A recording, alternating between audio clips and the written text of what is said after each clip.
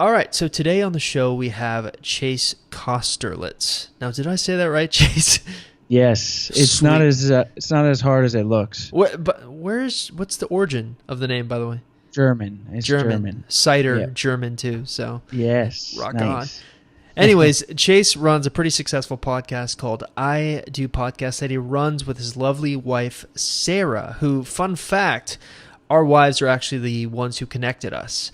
And Yes. fun fact about them, they each both have the same exact maiden name.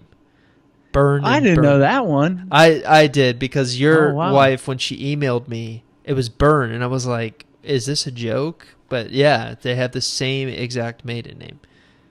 They might be related. We're brothers. Yeah. Hey. Anyways, Chase runs a really successful podcast. I do podcasts. Basically, how would you describe your podcast? I mean, you interview relationship experts. You learn a lot about what makes relationships tick, but maybe you can do it more justice than I can. Yeah. So thanks for having me on. Yep. First of course. all, and yeah, 2 years ago, Sarah, my wife, was looking at some ideas. She wanted to kind of do a podcast, and we looked at what was out there, and then we were also getting married that year. So there wasn't a whole lot on relationships, surprisingly. And relationships are and even now we recognize this more. I mean, then I kind of recognize it, but it's such an important part of our lives. And then obviously intimate relationships, marriage, dating. And so we saw the opportunity to kind of learn before we got married. We thought worst case scenario, we'll get free advice and counseling, and Don't even have to we'll, pay. yeah, and then we'll interview some people and kind of take it from there. And we started doing it, and then next thing you know, like we had done 50 shows, and it was really fun. And what was really neat was to see the response and to see that we were helping people. Like, I'm sure you get the emails and daily, Yeah. and that people are like connecting with what you're saying. It's helping them in your lives, and then it kind of turned into, yeah, it's helping us still, but then we want to try to bring as much value to our listeners. So yeah, it's been a really cool journey. And then won't give you the full spiel, but we did like those 50 shows, and then we had a baby. We got married, we had a baby, and basically took like a year and a half off from doing the show. But it wasn't really planned out. It's just kind of baby happened. And, Yeah. I certainly know what that's like. you can relate. Yeah. Yeah. And so yeah, we just started back up, putting out shows in October, and we're excited to stick to it. And we'll be doing 2 a week for the foreseeable future. Yeah, one of the really big things about what appealed me to you is the fact that you've interviewed so many different relationship experts. In fact, I know my wife, who often sets up the interviews for me, she actually uses your show to find interviews for people to come on to us. So I know from me just interviewing people, I've learned a lot. I imagine you must have just a wealth of knowledge about relationships now that you've interviewed all these people. Yeah. I mean, I'm going to blame that 2-year break. So if I forget anything, it's Okay. but you do learn a lot. But it's funny, I was looking at my notes before we talked here, and it's kind of like in a relationship, like you can know what to do. You get all this information, but unless you're using it, you're going to forget it kind of. So for me, in listening to these relationship experts that we have on our podcast, it's great. But then it's especially if we got like a bunch of interviews, then you're on to the next one. And so it's really important. I know we haven't really got down into the nitty gritty of the podcast, but just, thinking here, it's like you gotta revisit these ideas and these themes. And so more recently, I've been trying to take more detailed notes and then reviewing them and then putting those things into practice in your life to really have it a part of you. Yeah, and one of the big reasons we brought you on too is women who are listening to my podcast, they're at this crossroads, so to speak, where they are deciding whether or not they should really try to put their full effort into trying to get their ex back or simply trying to get over their ex. And so I wanted to bring you on because I think you're a perfect person to talk about what a healthy relationship looks like. So someone who's at that crossroads can make a informed decision going forward on whether or not they should maybe try to get back with their ex or simply move on. So I guess just generally, what does a healthy relationship look like? Absolutely. And that's a great question. That's $1 million question. And I think, and again, I'm not an expert, but having interviewed almost 80 experts, authors, therapists, psychologists, I like to look at the themes, and we see these themes popping up, and if it's the same thing across the board, you can sort of pick that as that's going to be maybe a universal quality. And probably important to start implementing that into your relationship. Exactly. And there's a lot of different themes and communication and different part intimacy. And as far as specifically, if you are trying to decide if you're going to get back with your ex, I think you need to ask yourself, you were with that person for however long, so you know them a bit, do your values align? Because if they don't align, then it's going to be tough. Like, it's not to say that absolutely cannot work, and the reason I say this is because we ask kind of a similar question to the people we have on is we ask, what's the most common reason you see relationships fail? Mm-hmm. Which is basically another way, you're asking the question to me. And one of the most common reasons is that there are different set of values in the relationship. And if those values aren't aligning, then you can work on it, certainly, and through communication exercises and different things. But at the end of the day, a lot of times who we are as a person in our values can be very ingrained in us. And so if you're thinking to get back with your ex and you're like, man, we did not agree on so much when it came to family and how we view family and how we view money and our values and what it means to us. This is like values are foundation of who we are. Then you need to really consider not trying to get back with that person. So does that make sense? Yeah, absolutely. In fact, you said something that really struck me because I was actually on your show before we did this podcast, and you asked me the same question. What is the number one reasons you see people break up? Or have difficulties. Yeah, right. Absolutely. And I said wavelengths. So when people are on different wavelengths. So it's a kind of a similar to the value thing that you just said. And so it's interesting that our messages align, but it's also interesting because I think a lot of women who are listening to this, they're at this crossroads. I think they're probably thinking, looking forward, can a relationship work with this person? But maybe it's best to approach it from, okay, history often repeats itself, so how good was that relationship you had before the breakup? Now, I'm interested to get your take. What is your personal opinion on why people break up? Yeah.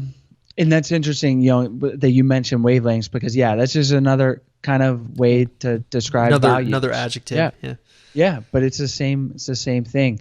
Why people are breaking up, it's they're arguing all the time. And the argument that's the surface level thing. That's not why they're having problems. A lot of times if they're arguing, it's because going back to the values, their values aren't aligning. Mm-hmm. So there's like a core problem that's causing all sorts of arguments is basically what you're saying. Yeah. And there's obviously a lot of different reasons, but in the same way that if you're looking to get back with that person, if your values don't align, that's why we're seeing a lot of relationships fail. And, I'm trying to think, and other reasons that communication, and communication's just breaking down, and so many things. And when you break down communication, you're arguing, and then that leads to other stuff. A lot of times. And then I think an important thing too is to that same person that's thinking to whether or not to get back with their ex, is they need to look within themselves, because there may be things, and we talk about it on our show, that a lot of times the partner, we want to blame the other person, and sometimes it can be coming from within. Mm-hmm. Yeah. So I think, I don't want to say people are breaking up a lot of times, it's because of you. Right. But I think maybe there's that person that's like a serial dater or serial whatever, like someone that's always in a relationship and it doesn't seem to work out. And look, you could just be meeting the wrong people, but we also put out what we want to attract. Mm-hmm. And so whatever you're putting out there, if you're attracting the same kind of person, then that's kind of on you. And that's where being introspective and understanding yourself, you're going to say, oh, okay, I see what I'm doing here, and try to fix it. Does that make sense? Yeah, absolutely. It makes sense. Yeah. And I think a lot of times people, they are maybe introspective, but they don't want to face the reality that maybe they need to make some changes. And, we certainly recommend that on our website to make positive changes in your life. But one of the issues I always seem to have with my listeners and my visitors is sometimes they will go after a man that they shouldn't go after. And there's nothing I can do to tell them not to do that. So I'm kind of just curious to get your take. I know maybe you don't have a perfect answer, but what are your personal thoughts on this?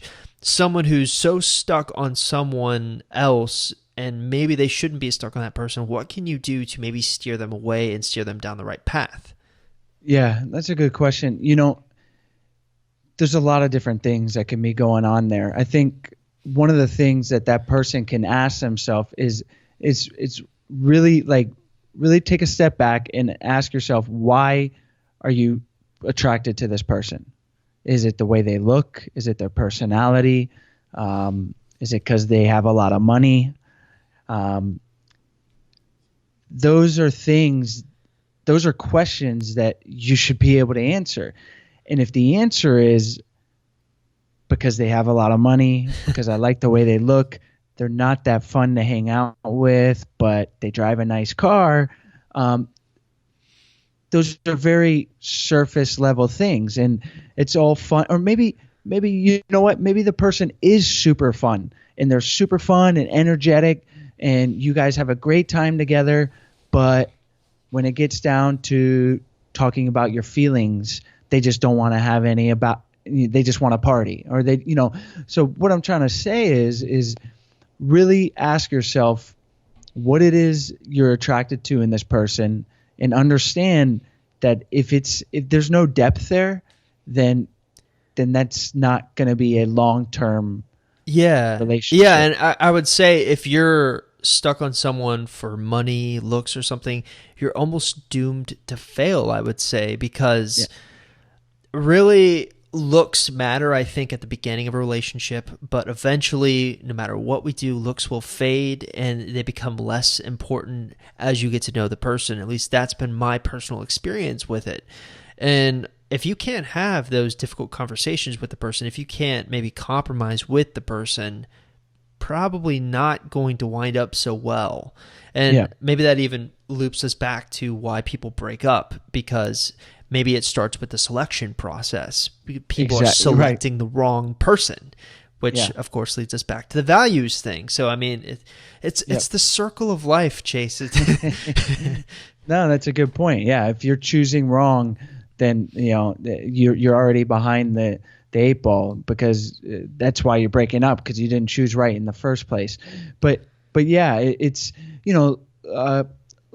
it's okay to be attracted. Like, look, we are animals, and like Yeah. we see something. I get what you're saying. It's okay to be a little shallow every once in a while. Yeah, like, yeah, you're gonna. I mean, not shallow, but you're gonna see whether you're a man or woman. Like, that's the first thing is you see someone. We have eyes, and you see someone.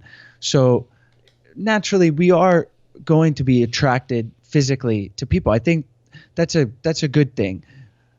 But if that's the only thing, I think that's the key. And that's initially in a relationship. Like you said, initially you're going to see that person, whether or not, if you're like, oh, I don't only care about personality, it doesn't matter how they look. Okay, well, you have eyes, and you chose to talk to that person for a reason. And unless you had been eavesdropping on them on the conversation, it was because of the physical appearance, and that's fine. Yeah. It's if that's the only thing. And then, so, you get into a relationship, and you saw a really cute guy, and he was just really good looking, and that's what you attracted to him initially. But then after a few dates, you find that he just is not really into family, and you're a really big family person. Your family's very important to you.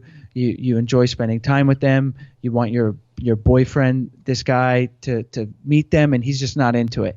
That's a warning sign. It doesn't mean it has to end there, but red flag. Red flag. Keep it in mind going forward. Yep. And that's that values thing. So it's like, okay, that's where their values are. Again, it doesn't mean like, oh, put the brakes on, leave the relationship, end of story. But we are all writing our own story. And so if this is the fifth guy that's happened with, then I would say put the brakes on and get out of that, because we only have so much time here, and it shouldn't be spent in bad relationships and in bad situations. You should be as happy as possible. So if you've gone through these experiences, that's where you need to understand yourself, and you need to you may not even have to go on a date with this guy. Like, you may say, oh, I'm attracted to him. You go up, you talk to him, and you realize pretty fast. And most of us, I mean, if you've been dating a while, I'm happily married, but you just with people in general, like, you can get a pretty good read on a person. And not to say, look, we're not that shallow. People do have depth to them, but if you're going after the same guys and immediately when you first meet, they're giving those signs, careful how you proceed. Don't waste your time. And to your listeners, it depends on where you are in your life too. Mm-hmm. It's if you're just getting into dating, like, you're gonna learn and right. You make a few mistakes in the selection process. I know I certainly did when I started dating. I think that's pretty much a universal truth for everyone. Yeah. And it's the first time you try anything, you're not going to be as adept at it or as good at it as you will on the 50th try. Not to say you should go on 50 dates, but I'm making a really poor analogy here. But the kind of broad scope I'm getting from what you're talking about is values. So values has to be in place for a healthy relationship to exist. Well, let's dive a little bit deeper on this. Can you give me examples of some values that maybe are a little bit more important in the hierarchy of values? Yeah, absolutely. And I've kind of mentioned them a little bit, but family, money is if you're talking long-term relationship, it's important to have discussions about. I can definitely attest to that myself, as I'm sure you can. Important. We're both married, so you don't want to be stuck with maybe someone who's going to, take your paycheck and spend it, or these are difficult conversations to have because it can be potentially offensive to the person, but I think they have to happen. So I would agree. No, absolutely. And I guess there's two different things, if we're talking to someone that's just getting into dating, and they're just out of college, mm-hmm. You don't need to lead with, how are you? Right. How much money do you make? Right. Yeah. Like, what's your views on how money should be spent or savings and this and that. But I think you would want to lead with family, just your morals, ethics, like picking up after yourself. Does the person throw litter out? Like seem like basic things, but like ultimately, I'm someone that I can't stand when people litter, and it's not. That's just how my value is expressed, but that may speak to my larger value of I value the environment. Okay, and if I'm dating someone that doesn't, can clash. We're not. Right. It's gonna clash, and that's just kind of an example that came to mind. But I'll go back to family too. It's super important, and I think most of your listeners, I would imagine, they're looking for a relationship with some depth, right? Yeah, I think also stability, because they're at a point in their life that is so unstable.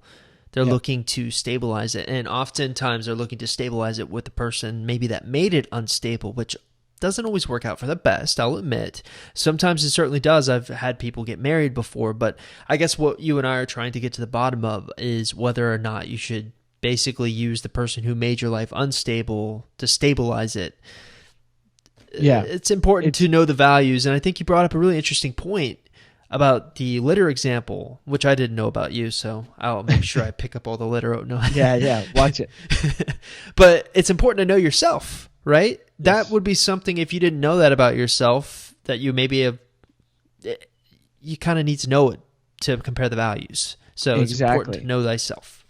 It's very important. And we've had guests on that literally write it down. What are your values? What are you, we just had a guest, and he used the acronym NUTS. All right. What are your nuts? And I got it written down here. It's your non-negotiable, unalterable terms. It's just another way of saying values. And what are you not willing to negotiate on? And understanding that, because if you're going in, and you need to like you said, you need to understand that for yourself, because if you're going into a relationship with your ex-boyfriend and you're thinking to go back, you need to go, well, what are my nuts? What are my non-negotiable terms? What are my values? And you'll probably know theirs, hopefully. But if you don't, again, maybe you don't. And that's where something that you can talk to them, and maybe before you take that leap to go back in, as you understand them for yourself, then you talk to them and you say, okay, this is where I stand. I think, and one of the things we didn't talk about is you need to understand why it didn't work the first time, and try to understand that. And if you understand yourself better, that's going to help. But that way you're going in, and maybe you're leading with that, because if the main reason you broke up is because he couldn't spend time with your family and you value family, and you still want to try to work it out, which, not to say that can't happen, but that's kind of what you need to lead with, because that's why it failed the first time. And you need to go back and say, okay, well, we know how this went before. Right. This is a non-negotiable value of mine. Family is very important to me. I want to spend time with or whatever, however you express that with your family, what family means to you. And then you go to your partner. Is this something that you can work with me with, come forward with me with, and support me and grow with me here? And if the answer is no, then I think right there you can say, okay, then it's not really worth the time. Yeah, it's a great exercise. And I think too, one of the big questions is, I have a very specific strategy that I teach people to eventually come to a point where they can have a conversation like this.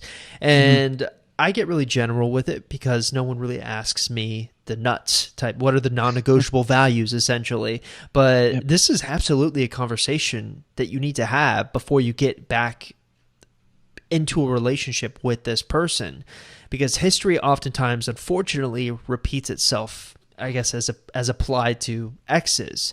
So you definitely don't want to get stuck in the same situation where, to take your example, family's really big. You love spending time with your family and you're alone all the time on the holidays, for example. Mm-hmm. You don't want that. No one wants that.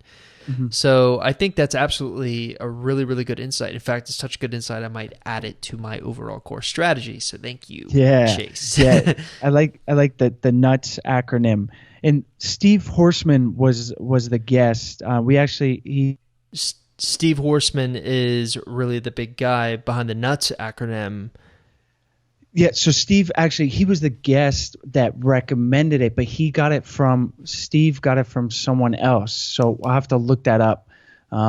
Make sure we give credit where credit's due. But yeah, non-negotiable. Non-negotiable, what was it? Non-negotiable, unalterable terms. And it's he said that was the one for the men. Know your nuts. Know your nuts.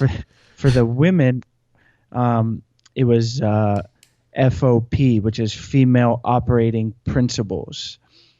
Same thing. Pretty much the same thing, just different. Know your values. Right. Yeah. So we have family. We have what was the other one? It slips my mind. Family, money. What are some other ones? Let's get dirty with this. Yeah. So the biggest one is just having a feeling of mutual respect. I mean, it's kind of like it's a huge thing, but I guess we are looking at the huge things because we're talking to someone that is debating on getting back with someone. If it's small things, then those can be worked out, but these are like the huge things. So I guess like maybe an example would be someone who maybe you're sitting out at dinner with them and a female. So I'm a woman in this example. Ooh, okay. So I'm sitting out at dinner with my ex-boyfriend and he starts maybe flirting with the waitress, hitting on the waitress, maybe saying something mean to the waitress. Maybe this is not a respectful thing to do to me. Is this kind of in the realm of what you're talking about? Yeah, that would be one. And again, it really goes back to what are your terms? What is the line for you? Because that's not. Some listeners might be like, that would not work for me. Mm-hmm. That I would feel uncomfortable. I would feel disrespected. Some listeners might be like, oh, that'd be kind of annoying, but it wouldn't really bother me. So I think that can be an example, but it's important. It really goes back to understanding yourself and understanding what are your terms, what are your principles, and in that way, if that particular instance doesn't work for you, then that would be an example of that. Yeah, that's not going to be healthy. If that stuff doesn't really bother you, then you can move forward. But that's the important thing, is to really look within and try to understand how something like that makes you feel, and if it continued to happen, how that would make you feel, looking to the future in your relationship.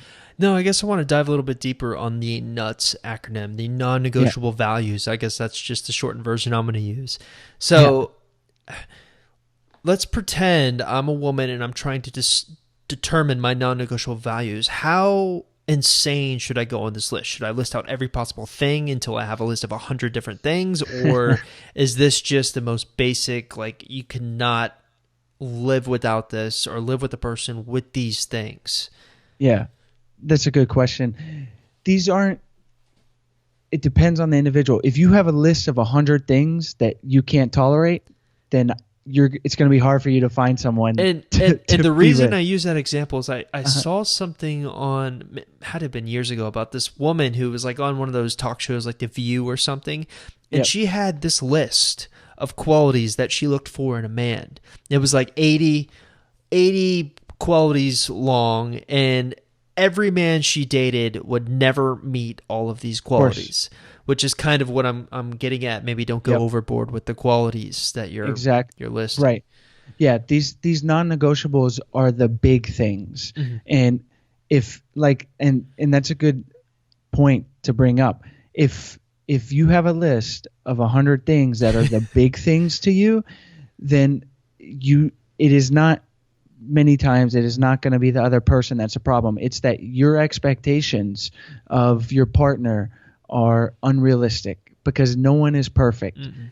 And so this list is meant to be your main operating principles.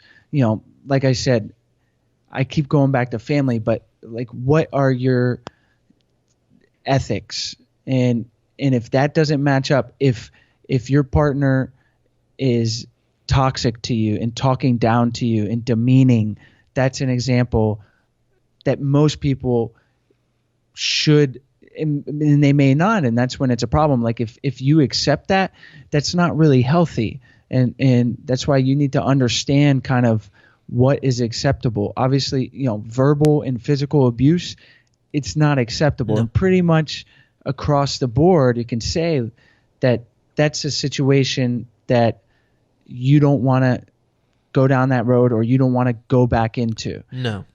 And so it's really finding out those main principles that are important to you, and it's not, oh, he's got to take out the garbage on once a week. Those are things that love is not perfect. We love each other for our imperfections. So you can't be too picky. It's not that, I don't mean that in you got to just settle. Don't settle. You deserve the best, but realize no one's perfect, basically. Exactly. Human beings are flawed in general. So there's no way you can have these insane expectations, these 80 quality lists, and have a person meet them. Like, for example, if this woman's list said the man had to be 6'5", well, already she's limiting herself to men who are 6'5", and there's not probably many of those around, No. So I think Chase makes a good point. These have to be big, non-negotiable things. I think a really good example of this would maybe be your stance on children, and coming from two, your daughter's 1 year old, my daughter's we're dads. Dads, yeah. I'm an old man now. I feel that way. But yeah, probably wouldn't have been, I wouldn't have had a child with someone who didn't have the same type of view, and I imagine same thing for you. So that's a good point. I'm glad you brought that up. Children would be one. And it's funny, we talk to therapists who have worked with couples who are married, and they never discussed, like, it truly had a real discussion about whether or not they wanted kids. And it's sad but true that happens. And I'm glad you brought that up, but that's an example of kind of a non-negotiable, if that's your non-negotiable. Some people, you may say to your listener, may say, I really want kids, but you know what? If I really like this guy or this girl, I can live without it. They're willing to negotiate on it, basically. Exactly. But if you're in a relation, and you don't even go into the relationship with something like that with, like, again, first date. Do you want to have kids or not? And then find out who that person is, and if you enjoy them based on all their other values, and then you get to kids, and it's like, okay, we're kind of hitting a roadblock. And then again, it's knowing yourself, and say everything else about that person's great, but they don't want kids and you do. Is that something you can live with? And if it is, then fine, and you're good to go. If you want kids and they don't, and that's it, then you have to decide if that's where it ends. And it just goes back to understanding what is important to you. And I think that's a great exercise, essentially putting yourself in playing devil's advocate, and basically he's saying, well, if I want this and he has an opposing view, will I be able to truly be happy in life? And if you say no, then that is your non-negotiable. Something you are absolutely not even ever willing to come down on. And a lot of things are kind of negotiable for most people. Obviously, the 80 list quality example, this woman was just nuts. She had insane expectations, but most people are willing to negotiate on the trash, missing the trash day. Most people are willing to negotiate on stuff like that. Chase is saying this is non-negotiable. Like, there's no way ever in your life that you will be with someone who doesn't want kids, And some people, like you said, they're kind of split on it if it's the right person. And it can kind of go the other way too. My wife has a friend who was dead set against wanting kids ever. But when she found her soon-to-be husband, all of a sudden she might be willing to negotiate on that. So exactly, it's one of those things. And that's a good point. And that's what I was actually getting ready to say, is that your non-negotiables can change. Understand that it's at the time that is what it is, and so you need to ask yourself that, but understand that may change for you, and as you grow as a person, we'll go back to the kids. You may decide you want to have kids, so it's so hard. It's so hard, but it's so simple. If you can know yourself and really understand what it is that you value and what it is that you want, then you'll be able to go through these decisions and with the number one priority of making sure those things are set in your relationship. Not the little things like taking out the trash, and that's secondary. And if you're leading with those little things, you're never going to be happy, because you're not ever going to find that perfect person. But you do deserve to be happy on those big issues, and you will actually be unhappy if you're settling because you like them for this or that, but on this big thing that's really important to you, it's just not working out. And I really want to stress that it's big things, your ethics, your values, your family. Don't think someone listening like, oh, we like to watch Netflix and he likes to binge watch it and I don't like to binge watch it. So okay, I'm joking, but let's be real. Who doesn't like to binge watch? I mean, everyone likes to binge watch. True.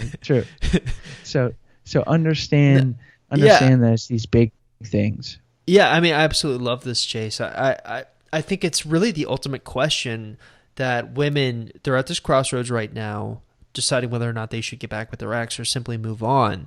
Well, just kind of cross-reference your past relationship and do this test, the non-negotiable test that you're talking about here. Did your values line up? If they didn't, maybe it's a sign that you need to step in that other direction and try to get over your ex. If they do, maybe it's a sign that you need to keep going down the direction of trying to get your ex back. So I think it's really one of the most insightful things I think a lot of people, any of the visitors I've had on the show have said. And you're right, it seems so simple, but isn't it always harder than you think? Like, you get it in your head and you think, oh, that's so simple, but when it comes down to it, implementing it is difficult. Yeah, no, it's not easy. And working on yourself is not easy. Working on a relationship is not easy. I always say if it was easy, everyone would do it. Mm-hmm. And what I mean by that is, I say it a lot of times for sports and yeah, I'm gonna embarrass you. This guy, he's a celebrity in the paddleboard world, right? Like, you can look up him and you will see him in magazines, and yeah, it took him. You don't realize how many people had to go through to get Chase. No, just kidding. I'm a celebrity in my own mind. Chris. Yes. But, go ahead. Sorry. No, it's fine. With that, if it was easy, everyone would do it. I say that, like, we'll go back to paddling or sports. Like, it's not easy to become better at a sport, or it's to become the top player or whatever. And if it was, there would be a bunch of people doing it. Mm-hmm. It's not easy to have a healthy and truly happy relationship. If it was, you wouldn't see the high divorce rates. You wouldn't see the couples that are together and are they truly as happy as possible? And a lot of times the answer is no. We can be at a baseline, but to really take that relationship to and be as happy as possible and to get everything you deserve, it takes a lot of work. And if you're looking to get back with your partner, it's going to take a lot of work. You're going to have to work on yourself before. You're going to have to ask these questions. And then when you do get back, it's going to take even more work for a person that's getting back with their ex than with someone that's already in a relationship, because they've already been through failure. So you got to go into it with this mindset, willing to put in the work. And a lot of people aren't. I think that's where we live in this society where we expect instant results. I mean, all you have to do when you have a question is pull out your phone, type a search in Google, and bam, questions answered. I remember back in the day when they didn't have Google Maps, where you couldn't plot, like, okay, I don't know where this restaurant is. You'd have to like pull out the actual map and try to find it on. That was the day I grew up in, and now they have these phones, and I was so late to getting an iPhone that when I finally got it, I was like, oh my, this thing has a GPS on it. Like, we live in this society where we get these instant results, and relationships is one thing that I think will never be easy. Yeah. It takes work to really succeed, and not just succeed, but like be in the best type of relationship you possibly can be, because it's a constant thing that needs almost like a plant, it needs to be watered, it needs sunlight, it needs attention. And I think that's kind of what you're getting at here. A lot of people aren't willing to put in the work. Absolutely. That's kind of the simple fact of, unfortunately, it's a simple fact of the life we live in. But I'm getting a little too philosophical here. No, it's true. I mean, nothing good comes easy. But I think it is actually kind of nice, because you can't appreciate the highs without the lows. You can't appreciate like a thriving, happy, healthy relationship without going through some trials and tribulations, without having to work these things out, without, some of your listeners, without breaking up and then getting back together and willing to put in the work. And now you've just taken it to a whole nother level, because you've been low and now you're high. Without these highs and lows and different balances, we can't really appreciate being so fulfilled. So I think it's important. Yeah, and oftentimes the harder it is to obtain something, the more you appreciate it when you have it too. And exactly. I mean, the analogy I always use is like, this is maybe a little nerdy of me, but like it's like a video game. If someone gave you all the cheat codes to the video game, all of a sudden it's really easy and it's not as fulfilling. Yep. But part of the fun of a video games comes from not being able to succeed at it like right off the bat. It takes work. You have to put effort in. Same type of thing with relationships. You feel a little bit more fulfilled. So I would say really good insight. So Chase, where can people find you? So you can check out our podcast. My wife, Sarah, and I do podcast on iTunes and idopodcast.com online, and definitely check it out. And we do bi-weekly, so 2 a week right now, and you can find us there. So that's www.idopodcast.com, and it's like I do as in marriage, like you saying I do. Yes. Yeah. Awesome. Well, it's a blast having you on, Chase. Any kind of parting words of wisdom for the listeners here? Yeah, nothing too philosophical. Just make sure, I would say, really just look inside yourself. Really ask yourself, write it down. What are your core values? This is a really important thing to do, whether you're trying to get back with your ex or if you're in a relationship, even if it's a healthy one. Write down your values: money, family, sex, you name it. The places you want to see that they're non-negotiable before you die. Where do you want to go? Write that down. It's really important to know that, and you deserve to know that for yourself and to know that with your partner.